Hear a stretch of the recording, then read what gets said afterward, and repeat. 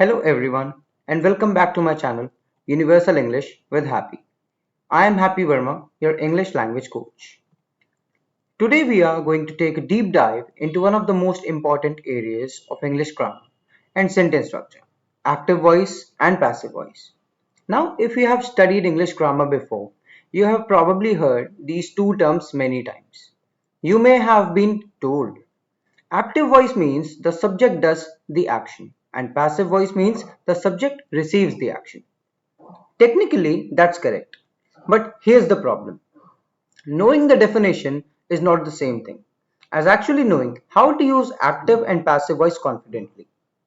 Because when you start dealing with different tenses, modal verbs, questions, commands, verbs with two objects, infinitives, gerunds, academic writing, journalism, and competitive examinations, things can become much more complicated. And that's exactly what we are going to solve today. By the end of this lesson, I don't want you simply to be able to say what active voice and passive voice are.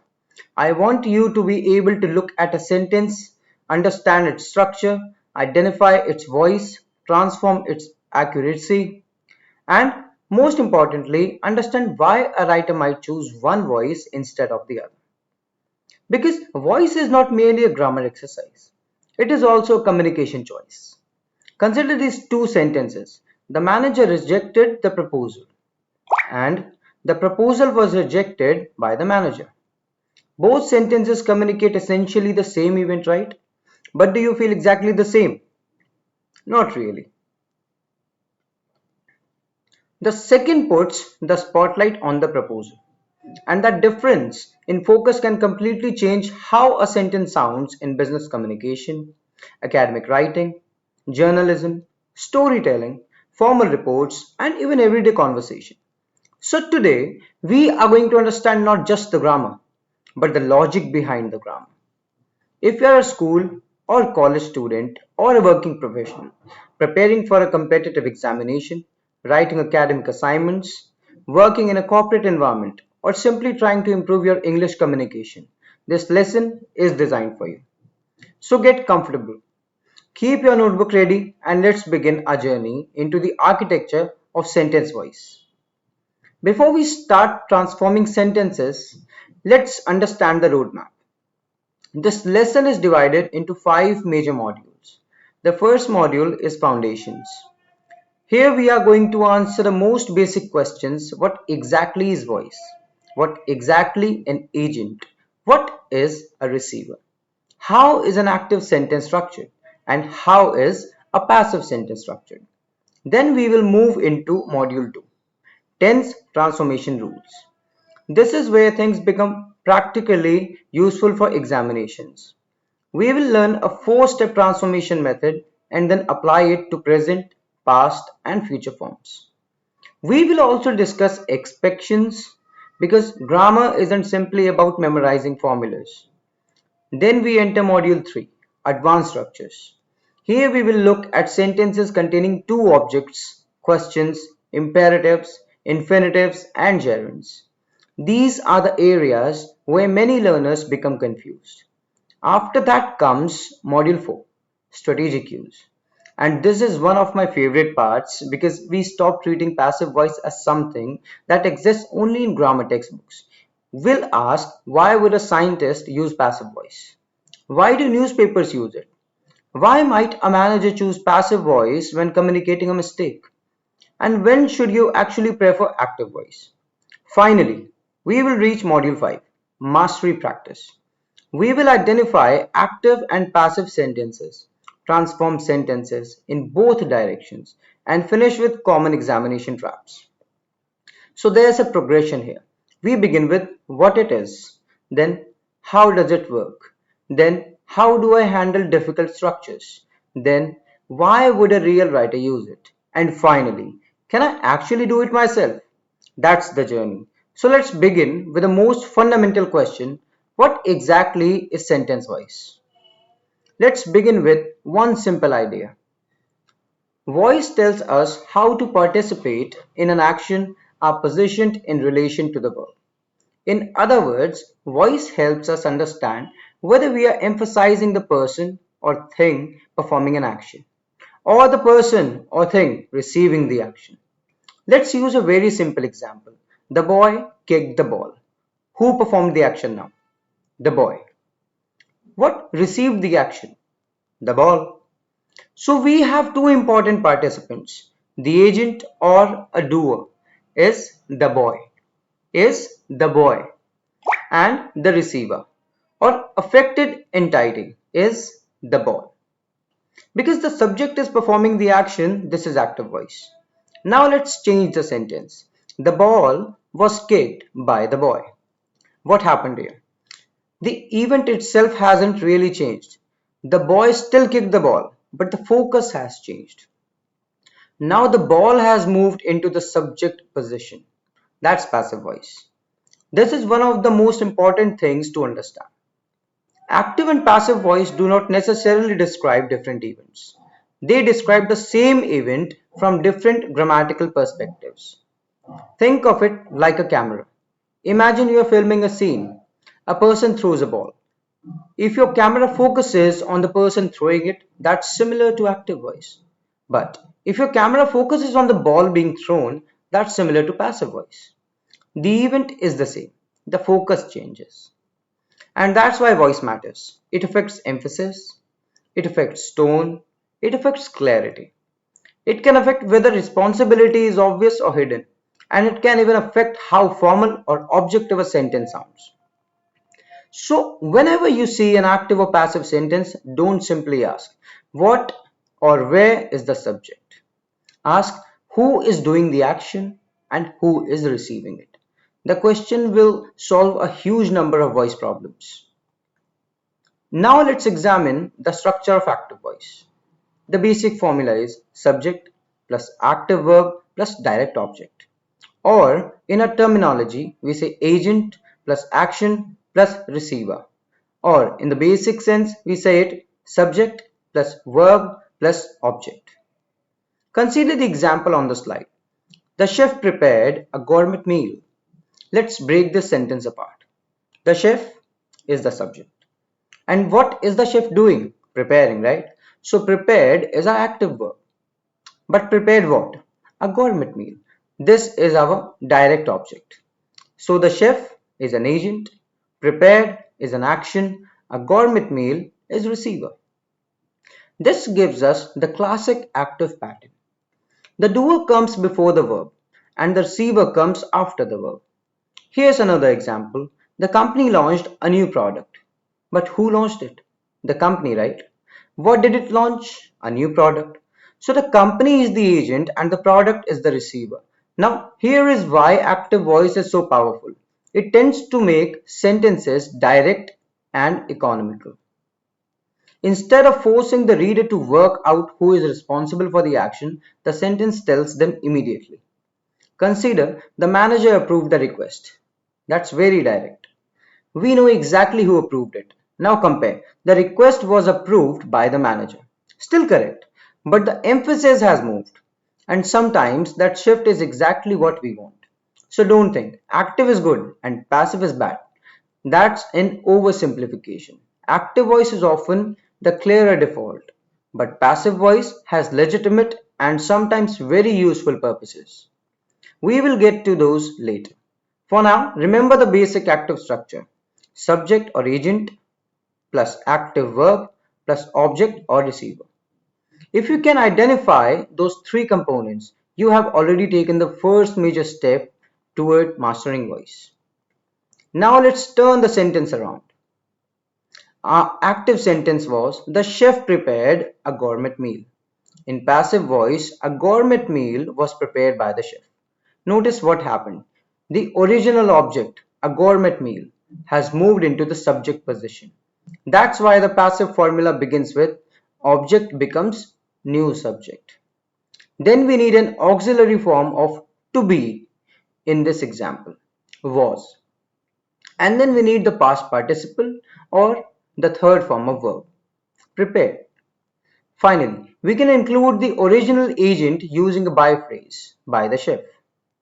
So a structure becomes object plus form of be plus past participle plus by plus agent. But there's something very important here. The by plus agent part is not always necessary. That's a common misunderstanding. Passive voice does not mean every sentence must contain by. For example, the window was broken. That's perfectly passive. We don't know who broke it, or perhaps we don't care. And that ability to remove the agent is one of the most important reasons passive voice is useful. Let's look at another example, active one. Someone stole my phone. Passive, my phone was stolen. Notice that we don't need to say, my phone was stolen by someone. Technically we could, but why add it? Someone doesn't give us useful information. So the passive sentence simply focuses on the phone and the event. This is an important principle. Passive voice promotes the receiver and allows the agent to become optional. And that's going to become extremely important when we discuss journalism, scientific writing, diplomacy, and professional communication. Now let's put active and passive side by side. The slide gives us three excellent contexts. First, corporate accountability. Active. The board of directors approved the merger. And passive. The merger was approved by the board of directors. The active version emphasizes the board, but the passive version emphasizes the merger. Next, consider scientific writing. In active voice, we recorded the temperature changes every hour, but in passive, temperature changes were recorded every hour. Again, the experiment hasn't changed, but the focus has. The active version emphasizes the researchers, the passive version emphasizes the measurement. And then we have incident reporting. In active voice, Vandal smashed the museum window. Passive. The museum window was smashed. This example is particularly interesting. Why might a journalist or report writer use the passive version? Perhaps the identity of the vandals isn't known. Or perhaps the window being damaged is more important than the identity of the people responsible. So here's a useful way to think about voice. Active voice answers who did it, but passive voice often answers what happened. Of course, that's not an absolute rule, but it is a very useful mental shortcut. Imagine a headline, scientists discover new species. The scientists are important. Now imagine new species discovered in Amazon. The discovery is the focus. Same general event, different spotlight. That's what voice does. It controls the spotlight of the sentence. And once you understand that, active and passive voice becomes much less mysterious. Now we come to one of the most important slides in the entire lesson. If you are preparing for an examination, I strongly recommend remembering this 4-step method. Step 1. Identify subject, verb, and object. Step 2. Swap the positions of subject and object. The active object becomes the new passive subject. Step 3. Adjust the verb. We insert the appropriate form of to be and use the past participle. Step 4. Deal with the object and subject. If we need to mention the agent, we introduce it using by. Let's demonstrate. In active sentence, the teacher explained the lesson. Step 1. Subject. Subject is the teacher. Here the verb is explained and the object is the lesson. Step 2. Move the object into subject position. The lesson. Step 3. The sentence is simple past. So we need was plus past participle. Explain becomes explained. The lesson was explained. Step 4. Add the original agent, which is by the teacher in this sentence. Now final answer. The lesson was explained by the teacher. Now notice something extremely important. We did not change the tense. The active sentence is past tense. The passive sentence remains past tense. There is a major examination principle. Don't change the meaning. Don't randomly change the tense. Don't simply rearrange the words. You are changing the voice, not the event. And there is another condition. The active verb must normally have a direct object if you want a standard passive transformation. For example, she wrote a letter. Works. Because a letter is the object, but she arrived early. There is no direct object. So you can't normally create a standard passive sentence. You cannot say early was arrived by her. That is grammatically unacceptable. So because you even bring the four-step transformation, ask, does this verb have a direct object? If yes, proceed further. If no, stop and examine whether passive voice is possible. That one question can save you from many exam traps. Now let's work through present tenses. The first is the simple present. Active. The company writes reports. But in passive, reports are written by the company. Why are? Because reports is plural. If the subject was singular, we use is. For example, the company writes a report. In passive voice, a report is written by the company. That's it. So always remember that the form of to be must agree with the new subject. Next is present continuous. In active, the company is writing reports. Now what happens here? The passive form becomes reports are being written by the company. Notice the structure. Are plus being plus written. Why being? Because we need to preserve the continuous aspect. The action is ongoing. So simple present is or are plus the third form of verb. In present continuous, is or are plus being plus third form of verb. Now let's look at present perfect. In active voice, the company has returned reports. In passive, reports have been written by the company. And again, look at the auxiliary structure, have been plus the third form of verb. So the key is to not memorize every sentence individually, instead understand the pattern. Simple present is or are plus past participle. In present continuous, is or are being plus past participle. Present perfect has, have, been plus past participle. Here is a quick memory trick. When converting voice, the tense information moves into the auxiliary structure, while the main verb moves into the past participle. The main action verbs becomes the third form of verb. So write becomes written, prepare becomes prepared, build becomes built, take becomes taken. That's why knowing your irregular past participles is essential. If you don't know the third form of verb, passive transformation becomes much harder. Now let's move into past tenses.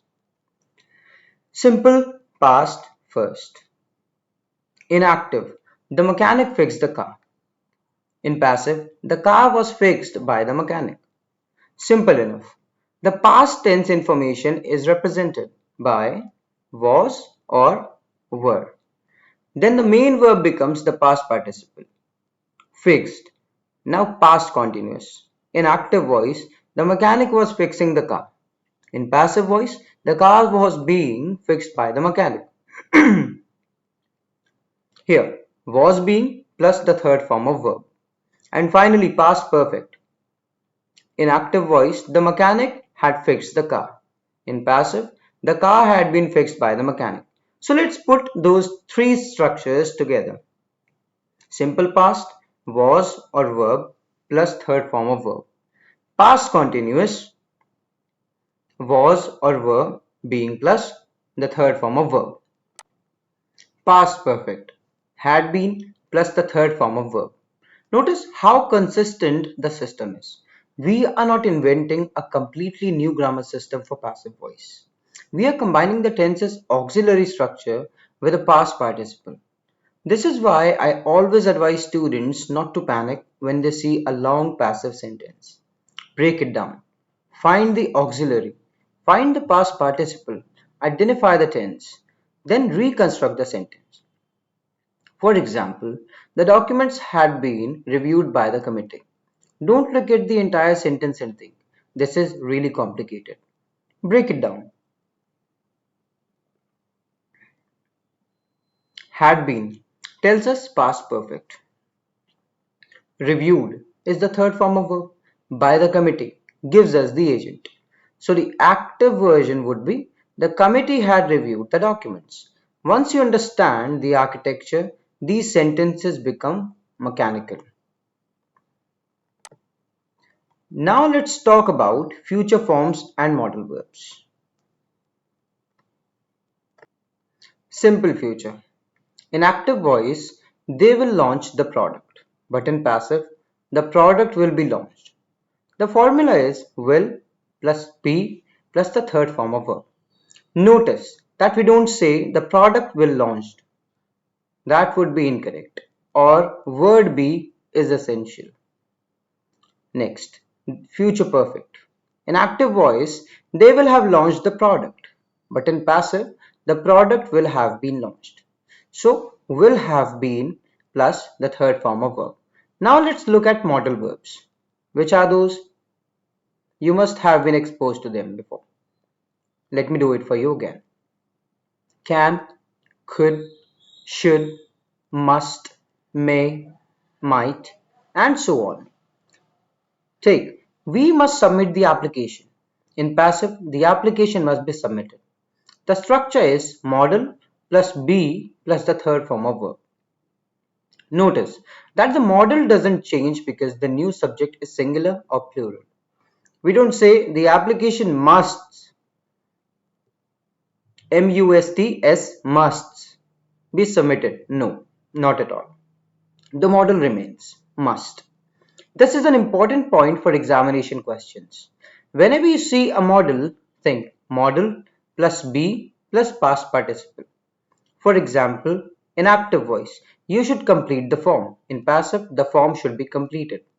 In active voice, they can solve the problem, but in passive one, the problem can be solved. In active, we must follow the instructions. In passive, the instructions must be followed.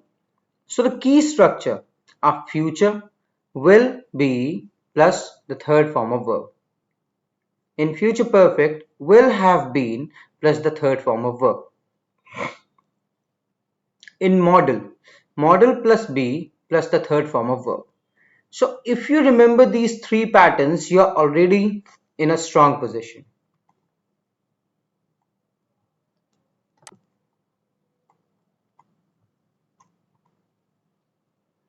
Now let's discuss an area that creates a lot of confusion.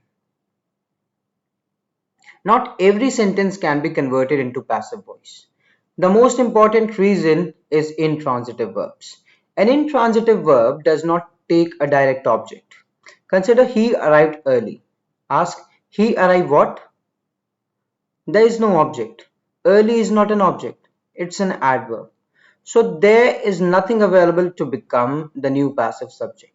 Therefore, early was returned or early was arrived by him. Doesn't work, right?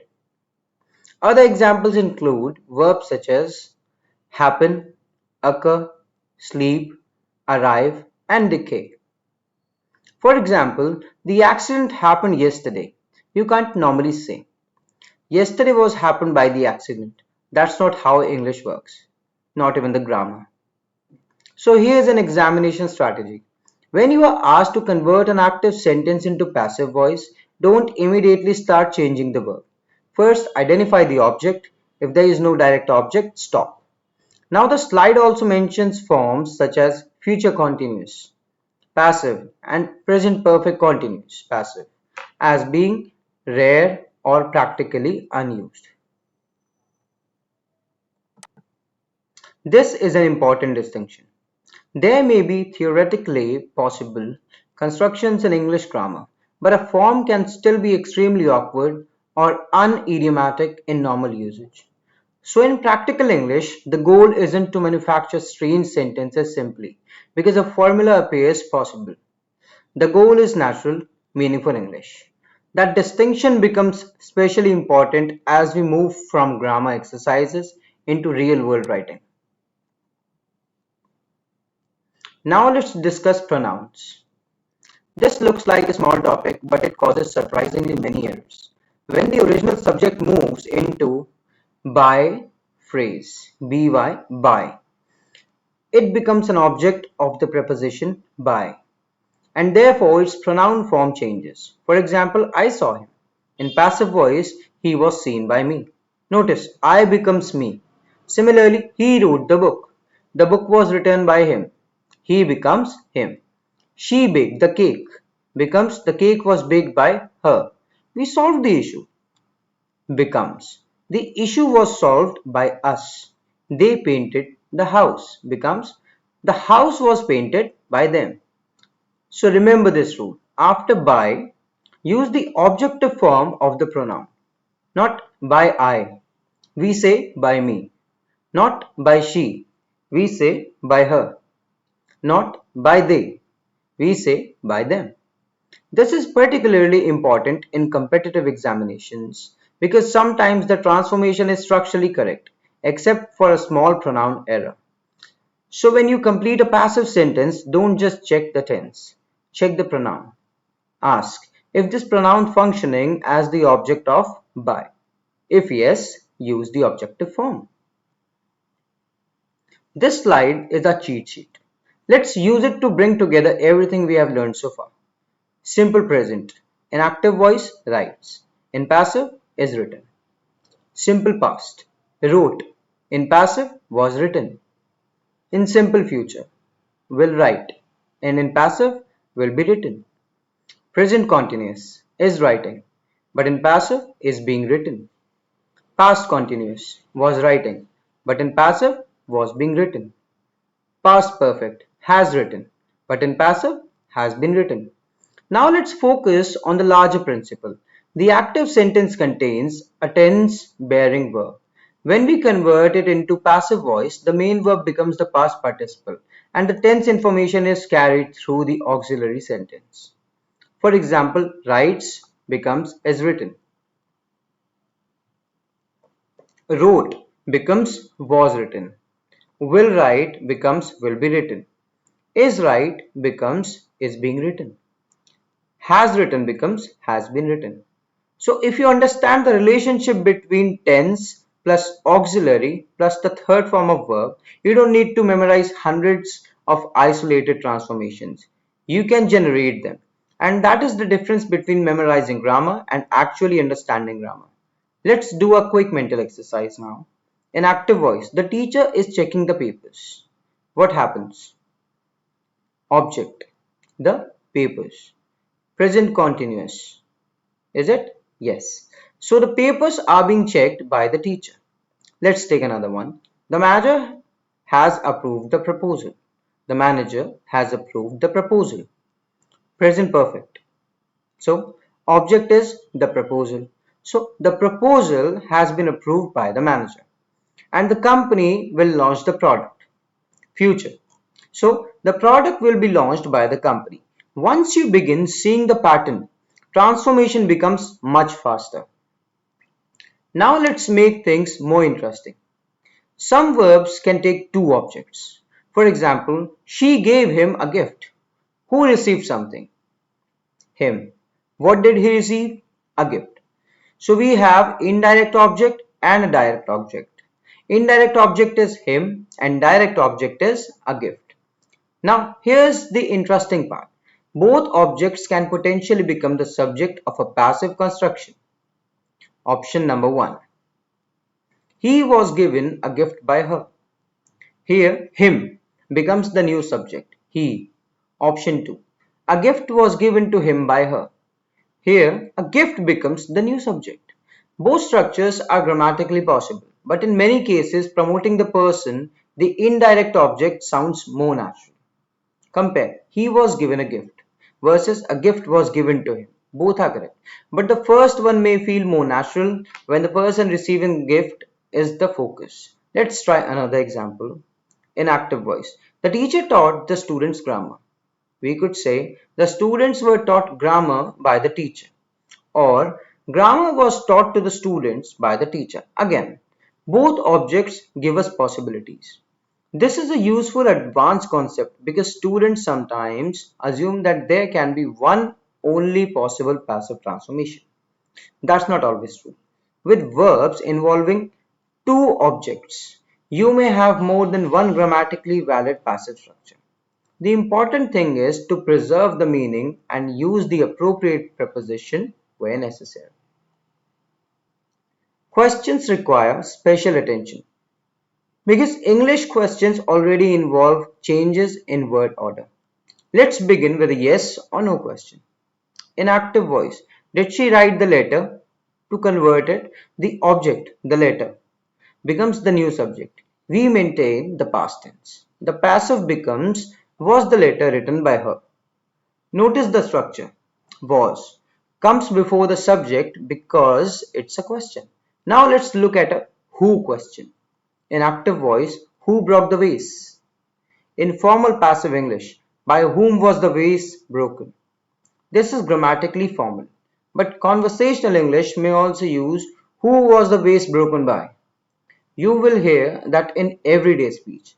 So we need to distinguish between formal grammatical style and ordinary conversational usage. If you are writing an examination answer or formal document, by whom was the vase broken is generally the safe formal structure. Let's try another example in active voice. Did the manager approve the request? But in passive, was the request approved by the manager? And who prepared the report? In passive, by whom was the report prepared? The important thing is not to lose the question structure. You are still asking a question. You are simply changing which participant occupies the subject position. So when converting questions, remember, keep the interrogative structure intact. Don't convert the sentence into a statement by the accident. Let's look at commands and requests. Imperative sentences are interesting because the subject is usually not explicitly written. But if I say close the door, who am I speaking to? You, obviously. So the subject you is understood. Now, how do we create a passive version? The structure given on the slide is let plus object plus be plus past participle. So close the door becomes let the door be closed. Another example, open the window. Let the window be opened. For negative commands, do not touch the wire becomes let the wire not be touched. Now, here's something important for natural communication. These passive imperative structures can sound formal or somewhat old-fashioned in everyday conversation. But in modern English, we often choose more natural alternatives depending on the context. But in grammar examinations, formal transformations using the let structure can still be expected. So understand the structure. Don't merely memorize the example. The underlying idea is the object of the command becomes the focus. Then we use be plus past participle.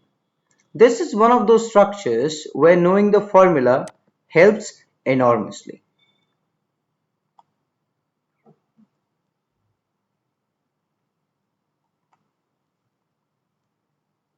Now we return to a very important question. Do we always need by plus agent? No. In fact, sometimes removing the agent is the whole reason we choose passive voice. There are three major reasons. First, the agent is unknown. For example, the bike was stolen. I don't know who stole it. Second, the agent is obvious. For example, the suspect was arrested. In a particular context, it may be obvious that the police or authorities arrested the suspect. Third, the agent is irrelevant. Sometimes we simply don't care who performed the action. For example, the building was constructed in 1995. The important information may be the building and its construction date, not necessarily the identity of the construction company. This gives passive voice an important communication function. It allows us to focus on the result or affected entity. But there is also a caution. Passive voice can sometimes hide responsibility. Consider mistakes were made. Who made them? The sentence doesn't tell us. Compare the finance team made mistakes. Now responsibility is explicit. Neither sentence is automatically better. It depends on the communication goal. And we will explore that more when we discuss diplomacy and professional communication.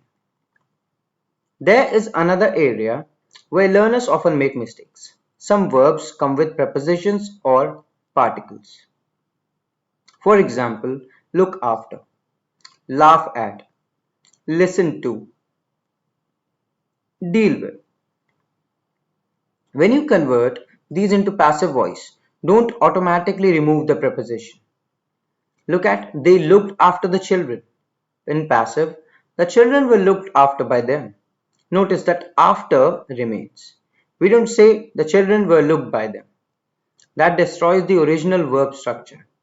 Similarly, everyone laughed at the proposal. In passive, the proposal was laughed at by everyone. The at remains. This is a useful way to think about phrasal and prepositional verbs. The preposition is often part of the meaning of the verb. So when you move the object into subject position, the preposition doesn't simply disappear. Let's take another example. People have talked about the issue. And in passive voice, the issue has been talked about. The phrase talked about remains intact. This is especially important in exams because the transformation can look almost correct while missing the preposition. So when you see a verb followed by a preposition, treat the combination as a unit. Now we are moving into more advanced syntax. Let's begin with infinitives. Active structure. He wants someone to help him. The person being helped is him. In passive form, he wants to be helped.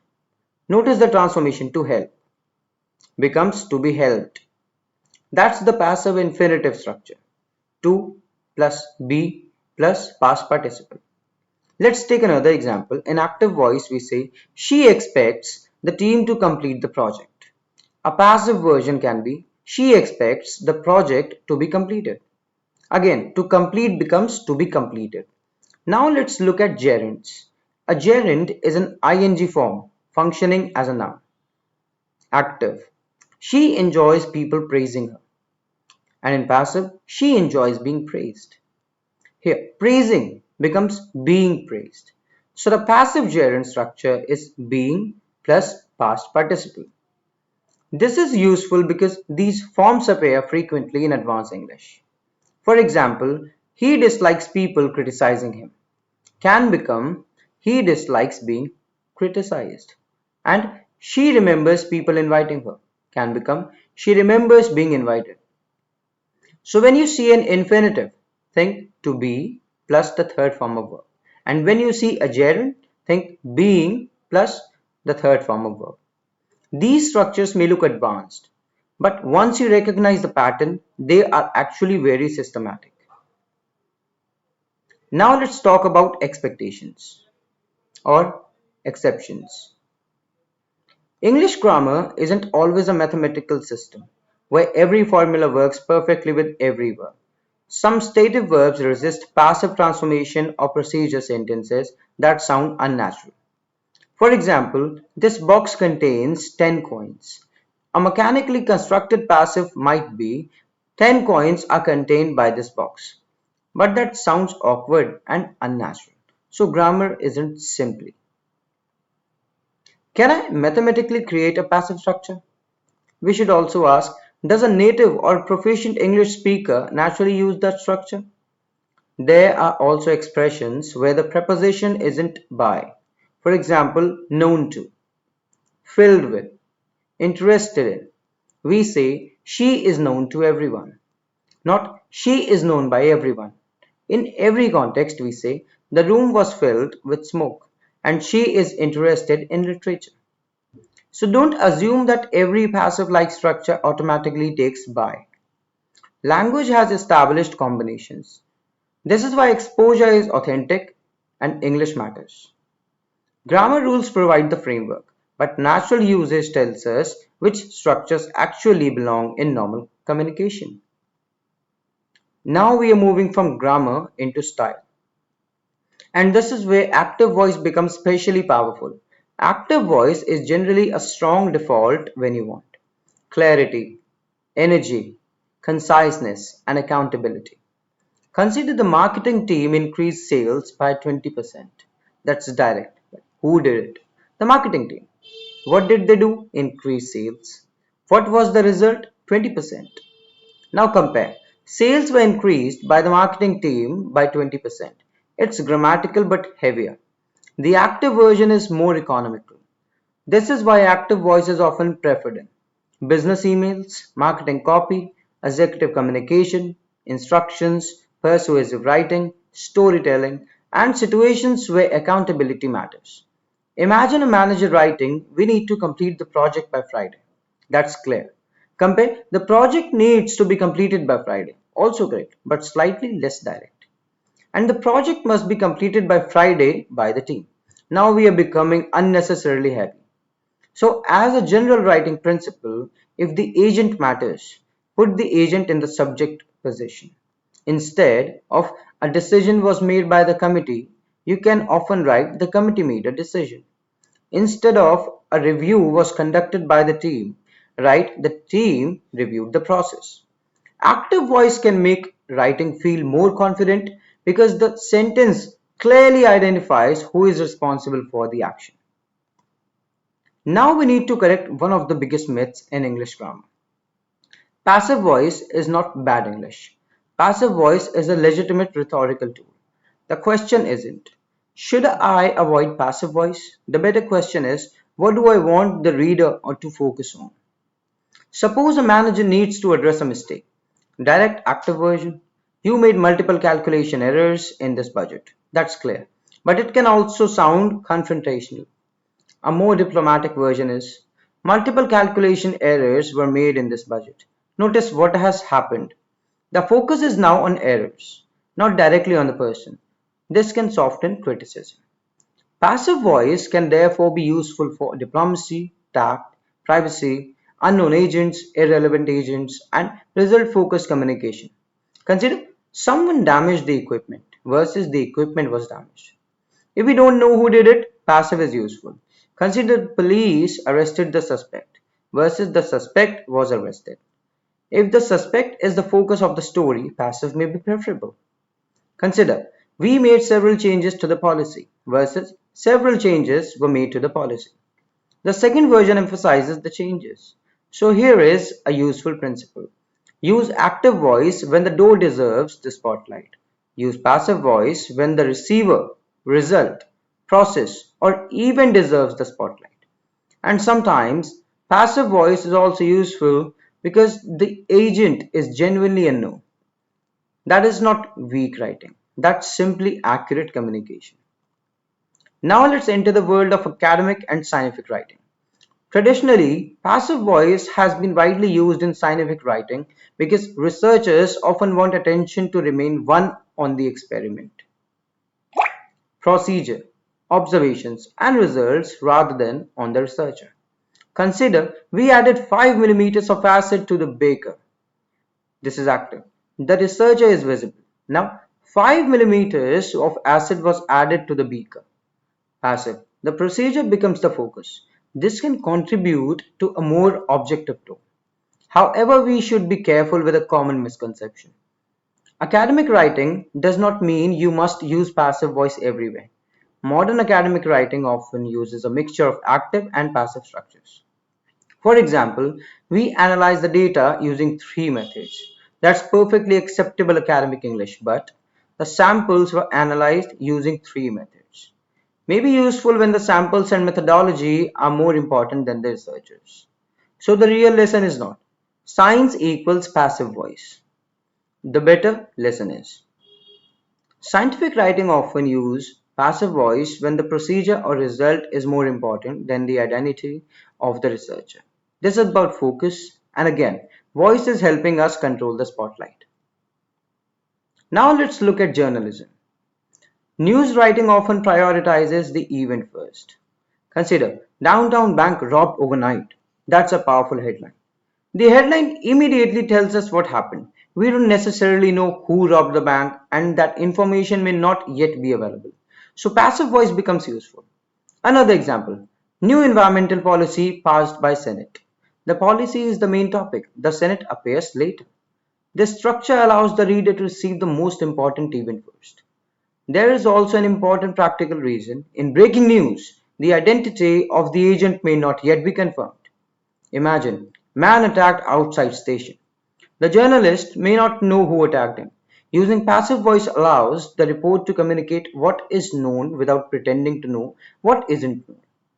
That is an important communication principle. Good writing should not create false certainty. If the agent is unknown, passive voice can accurately reflect that uncertainty. And this one reason understanding passive voice is useful for beyond grammar examinations. You begin to recognize how language shapes information. Now let's talk about something that can seriously damage professional writing. Zombie nouns. The term sounds funny, but the problem is very real. A zombie noun is essentially an abstract noun created from a strong verb. For example, investigate becomes investigation. Implement becomes implementation. Decide becomes decision. These nouns aren't automatically bad. The problem occurs when we bury simple action under layers of abstract language. Look at the example on the slide. An investigation of the incident was conducted by us. 10 words. Compare, we investigated the incident. 4 words. Which one feels stronger? The second. And why? Because the verb investigated is doing real work. In the first sentence, we have taken the action and hidden it behind an investigation and was conducted. This creates bureaucratic, heavy prose. Let's look at another example. An analysis of the result was undertaken by the research team. We could simply say the research team analyzed the results. Much cleaner. Another. A decision was made by the committee. Could become the committee decided. Again shorter. Now this doesn't mean every passive construction containing a noun is wrong. The goal is not to eliminate every noun. The goal is to recognize when your writing becomes unnecessarily abstract. So when you edit professional writing, ask, can I replace this noun phrase with a stronger verb? Conduct an investigation. Investigate. Make a recommendation. Recommend. Provide an explanation. Explain. Couldn't an analysis? Analyze.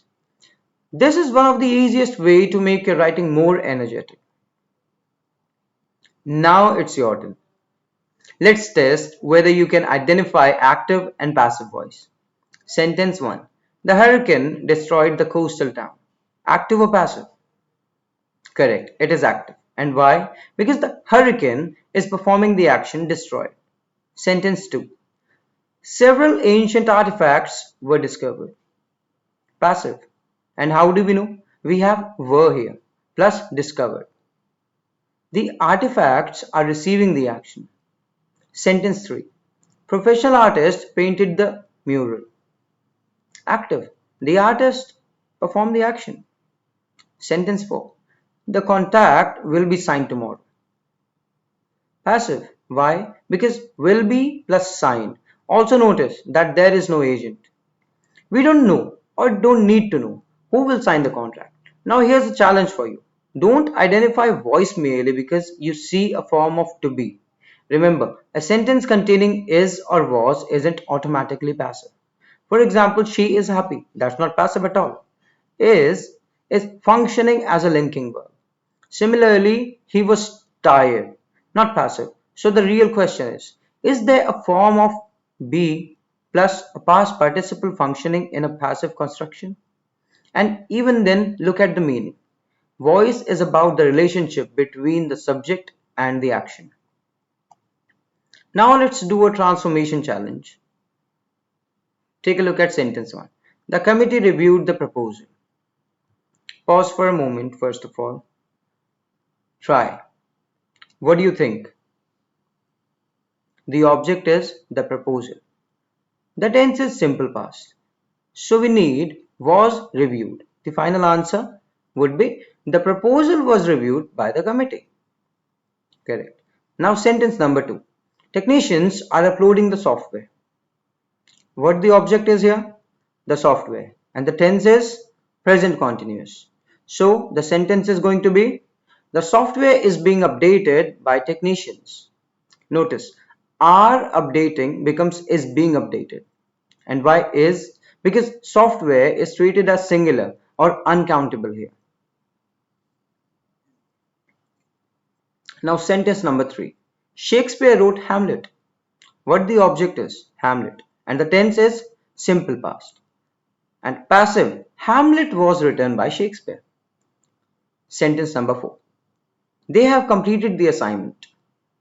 The object is the assignment here. And the tense is present perfect. So the assignment has been completed. Notice that we don't necessarily need by them. And why? Because the identity of they may not be important. This is an excellent example of how passive voice can remove unnecessary information. Now, if you are practicing for an examination, don't rush these questions. Follow the 4 steps. 1. Identify subject, verb, object. Number 2. Move object. 3. Preserve tense with the correct auxiliary. And number 4. Convert the main verb to the third form of verb and decide whether the agent is needed. That method is far more reliable than trying to transform the entire sentence intuitively. Now let's reverse the direction. Sentence number 1. The game was won by the team. Find the agent, our team. Move it into subject position. The game becomes the object and was won becomes won. So our team won the game. Sentence number 2. A new bridge is being built by the city. What is agent here? The city. And the tense is present continuous. And active. The city is building a new bridge. Sentence number 3. The award was given to her by the dean. The agent here is the dean. The direct object here is the award. And indirect object is her. So in active voice, the dean gave her the reward. Notice how this connects back to our 2 object lesson. And finally, all mistakes must be corrected by staff. The agent here is staff. The modal here is must. So in active voice, staff must correct all mistakes. Notice the structure. Passive. Must plus be plus corrected. And active must plus correct. The model remains unchanged. This reverse transformation is important because it teaches you something deep. Active and passive voice are 2 ways of organizing the same event. If you understand one direction, you should eventually be able to move confidently in the other direction. And here is a useful editing technique. Whenever you see a passive sentence, look for the phrase by plus agent. And if present, that's often your easiest clue. Then the agent out of the by phrase and make it the subject. Then adjust the verb. That's the basic reverse transformation. Now we are at one of the most important slides for examination preparation. Let's go through the major traps. Trap number 1 is tense drift. Students sometimes change the tense while changing the voice. For example, in active voice, the committee approved the proposal. Correct passive, the proposal was approved by the committee. Not the proposal is approved by the committee. And why? Because approved in the original sentence is simple past. So that passive must remain past. Trap number 2. Missing the past participle. Students sometimes write. The letter was right by her. Incorrect. After the auxiliary was, we need the past participle written. So the letter was written by her. Trap number 3. Forgetting be after modals. In active voice, you must complete the form. Incorrect passive, the form must complete it. The correct one is the form must be completed. Trap number 4. Trying to passivize an intransitive verb. He arrived early. You can't create a normal passive construction from this sentence. And why so? No direct object is here. Trap number 5. Incorrect pronoun case. Incorrect. The book was written by he. And the correct one should be the book was written by him. So before submitting your answer, use the 4-step checklist. Number 1, underline the verb. Number 2, identify the tense. Number 3, find the direct object. And number 4, check the final auxiliary and the third form of verb. And then one final question. Does the completed sentence actually sound like natural English? This final check is extremely valuable. Grammar isn't only about mechanical substitution, it is also about meaning and usage. And that brings us to the end of our lesson on active and passive voice. Let's take a moment to bring everything together, what we have learned. First, active voice puts the agent or doer in the subject position. For example, the chef prepared the meal. The chef performs the action. Second, passive voice puts the receiver of the action into the subject position. The meal was prepared by the chef. The meal becomes the focus. Third, passive voice generally follows the structure. New subject plus appropriate form of be plus past participle plus optional agent. And fourth, when converting active to passive, remember one four-step method. Identify swap, adjust, demote or omit the agent.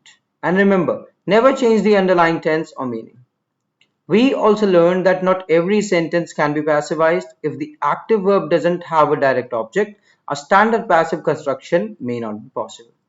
We explored pronoun changes like I becomes me, he becomes him, she becomes her, we becomes us, they become them. We looked at verbs with two objects. We transformed questions. We examined imperative structures.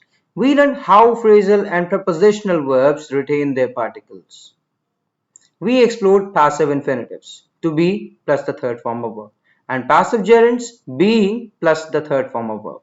But perhaps the most important lesson isn't a grammar formula at all. It's this: voice is a choice of focus. Active voice can provide clarity, energy, conciseness, accountability, directness. Passive voice can provide objectivity, result focus, diplomacy, tact, and the ability to omit an unknown or irrelevant agent. So don't fall into the trap of thinking active voice is good, passive voice is bad. That's not sophisticated writing. Sophisticated writing means knowing when each one serves your purpose. If you are writing a business email and you need someone to take a responsibility, active voice may be the better choice. The finance team needs to correct the figures. If you are writing a scientific procedure and the process matters more than the researcher, passive may become appropriate. The samples were heated to 80 degrees. If you are writing a news report and the person responsible hasn't been identified, passive voice can help you report only what is known. The building was damaged overnight. If you are writing a diplomatic message and you want to focus on the problem without directly blaming an individual, passive can soften the statement. Several errors were identified in the report. And if you are writing professional prose, always watch out for unnecessary wordiness. Instead of, an investigation of the matter was conducted by the team. You may simply write the team investigated the matter. Clear and direct, even powerful. So as you continue improving your English, don't just ask, is this sentence grammatically correct? Start asking, where do I want the reader's attention to go? The question will take your writing to another level. If the doer matters, consider active voice. If the receiver or result matters, consider passive voice. If the agent is unknown, irrelevant, or deliberately omitted, passive may be useful. If your sentence feels unnecessarily long, look for buried verbs and zombie nouns. Bring your verbs back to life. Make your sentences work harder, and most importantly, practice all the time. Then take active sentences today and convert them into passive. Then take 10 passive sentences and convert them back into active. I hope you understood. That's how grammar becomes a skill instead of a list of rules. Thank you for staying with me throughout this lesson. If you found this lesson useful, make sure you practice the transformations rather than simply watching the video once. Because watching teaches you the concept, but practice builds mastery. And in our next lesson, we are going to take a look at direct and indirect speech and song shadowing. Keep practicing, keep reading, and keep paying attention to how English sentences are constructed. I'll see you in the next lesson. And before taking your leave, I have a request to make to the people who haven't subscribed the channel yet. Do subscribe it. There is a button below, and don't forget to press the bell icon so you never miss an update. Happy learning. Videos बनाने हैं, Filmora है ना।